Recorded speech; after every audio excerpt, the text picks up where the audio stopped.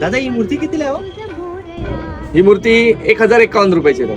ती छोटी ती बघाल तर 751 रुपयाला पडेल तुम्हाला. भरपूर महाग आहे हो मूर्त्या. अजून मोठ्या मूर्त्या बघाल तर अजून महाग भेटतील. 3000 4000 त्याप्रमाणे मूर्त्या दादा आहे. लहानपणी आम्ही एवढी 21 रुपयाची आणायचो मूर्ती.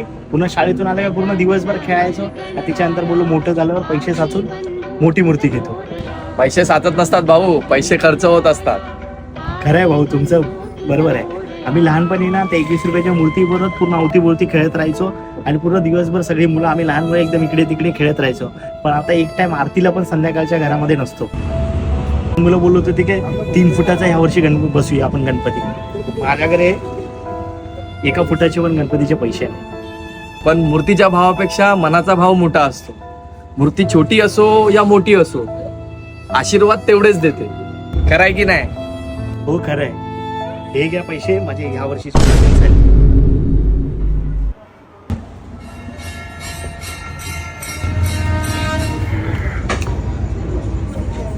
हो भाऊ, देव नाही मी, माणूसच आहे.